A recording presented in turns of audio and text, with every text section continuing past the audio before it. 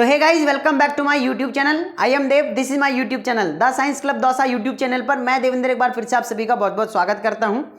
RUHS वालों को जितना भला बुरा कहा जाना चाहिए उतना आप कह सकते हैं, क्योंकि कल लास्ट डेट है कॉलेज फिलअप करने की और आज जो है उन्होंने सीट मैट्रिक्स जारी करी है। तो मैं तो यही कहूँगा कि पता नहीं आरयूएचएस वाले कहाँ सो रहे हैं, क्या कर रहे हैं। अब बच्चे किस तरीके से तो एक दिन में कॉलेज वो करेंगे, या जैसे मेरे ऊपर आप मान सकते हैं लगभग 600 स्टूडेंट। अब मैं एक दिन में कैसे बच्चों की कॉलेज जो है ऊपर नीचे कर पाऊंगा।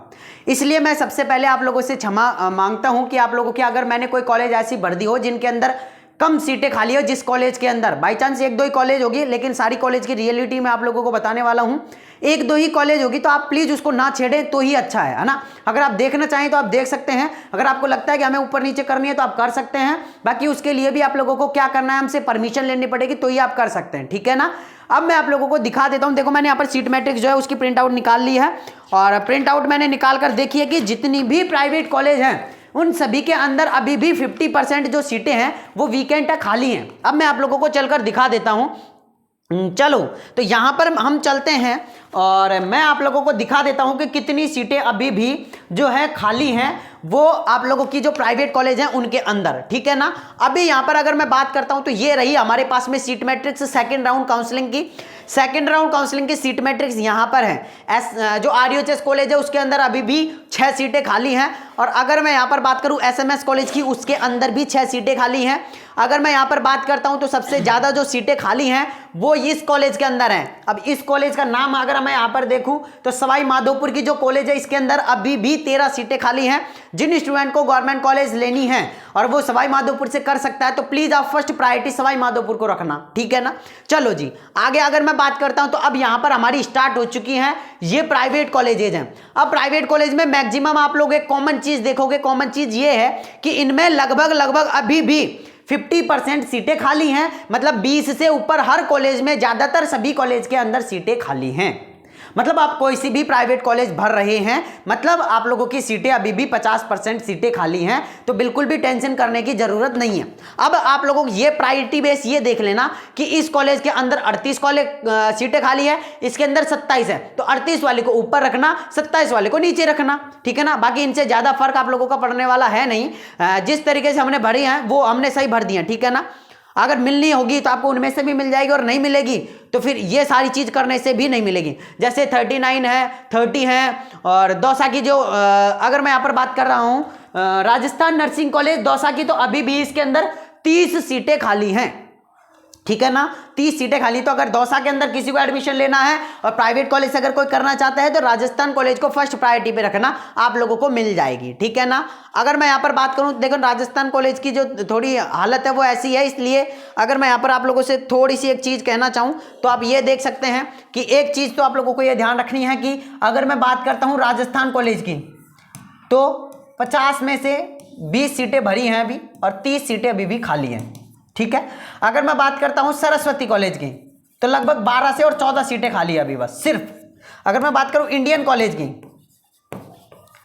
तो यहां पर भी सिर्फ अभी 20 सीटें खाली हैं, 40 में से 20 सीटें खाली हैं, ठीक है ना। तो आप देख सकते हैं कैसे क्या इनका अनुपात है, वो आप लोग जो है अपने हिसाब से देख सकते हैं कि अगर आपको लेनी है तो आप अपने अकॉर्डिंग देख सकते हैं, ठीक है। चलो आगे अगर मैं यहां पर बात करूं आप लोगों से, अगर मैं यहां पर आप लोगों से बात करता हूं कि कौन सी कॉलेज के अंदर कितनी सीटें खाली हैं, और अगर किसी स्टूडेंट की हालत बिल्कुल बेकार है, बिल्कुल खराब है, हालत का मतलब ये बहुत कम नंबर है, और आपको ये लगता है कि सर हमें कैसे भी करके कॉलेज मिल जाए, बस हमें बीएससी नर्सिंग करनी है। अब कोर्ट वाली सीटों का भी मामला मैं आप लोगों को बताने वाला हूं, लेकिन सबसे पहले एक चीज मैं आप लोगों को बताना चाहूंगा। जो स्टूडेंट हमने जिनकी काउंसलिंग करी है, अगर फिर भी आप लोगों को लगता है कि भैया हमें कॉलेज ऊपर नीचे करनी है, अब कैसे किया जाए, तो उसका प्रोसीजर मैं आप लोगों को बता देता हूं। यहां पर अगर मैं चलता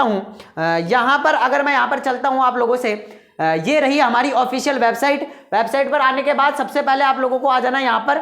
जैसे आप आरयूएचएस की ऑफिशियल वेबसाइट पर आओगे, लिंक मैं नीचे डिस्क्रिप्शन में डाल दूंगा वेबसाइट का, वहां से आप डायरेक्ट भी आ सकते हो। जैसे यहां पे आओगे काउंसलिंग वाले सेक्शन पे आप लोगों को आना है, रोल नंबर डालने हैं, अपने पासवर्ड डालने हैं। जैसे रोल नंबर और पासवर्ड डालोगे आप लॉगिन हो जाओगे आपकी आईडी पर, ठीक है ना। जैसे आप लॉगिन हो जाओगे आप लोगों के सामने आपका इंटरफेस इस तरीके से आ जाएगा।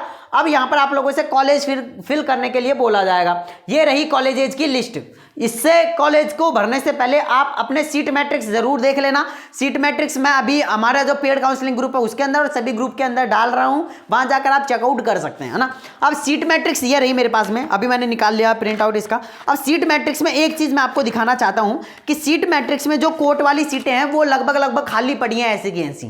तो अगर कोई स्टूडेंट ऐसा लग रहा है कि सर मेरे 20 नंबर है, 25 नंबर है मेरे, और मेरे को इस साल खराब नहीं करना है और मेरे को कॉलेज लेनी है, तो आप कोर्ट वाली सीटों में जा सकते हैं। कोर्ट वाली सीटों का कोई दिक्कत नहीं है, मैं आप लोगों को पूरा प्रोसेस समझाने वाला हूं उसका भी, है ना।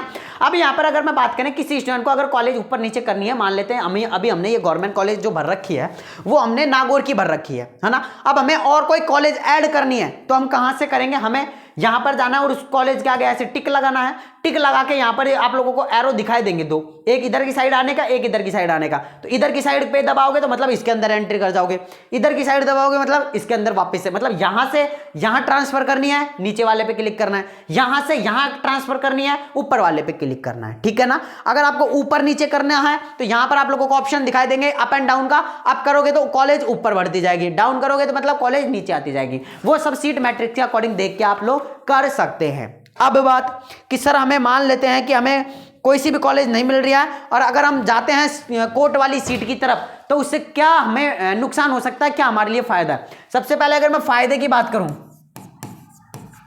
फायदा यह है कि कम नंबर पर भी कॉलेज मिल जाएगी, कम नंबर पर भी कॉलेज मिल जाएगी।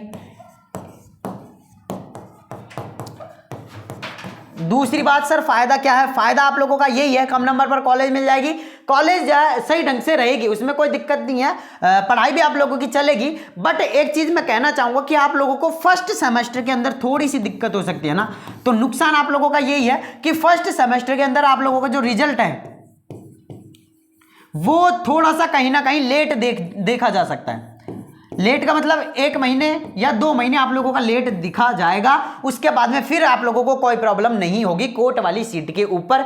ये जो सीटें हैं वो मैंने देखी हैं, जैसे अगर मैं बात करूं राजस्थान कॉलेज की मैं बात कर रहा था दौसा के अंदर, तो उसके अंदर कोर्ट वाली सीटें थी पहले, है ना। पिछली जब 2023 की जब काउंसलिंग चल रही थी उसके अंदर 10 सीटें थी कोर्ट की, लेकिन अभी उसके अंदर एक भी सीट नहीं है क्योंकि उनको एनओसी मिल चुकी है 50 सीटों की, ठीक है ना। तो मतलब राजस्थान कॉलेज के अंदर की अगर मैं बात कर रहा हूं दौसा की, तो वहां पहले जो है बात कर रहे थे हम कि कोर्ट की सीटें थी, कोर्ट के 10 स्टूडेंट्स का एडमिशन भी उन सीटों के ऊपर लिया गया था, लेकिन अभी उन स्टूडेंट्स के ऊपर कोई कोर्ट का वो नहीं है, मतलब उनको अब हम ये नहीं कह सकते कि कोर्ट वाले स्टूडेंट है।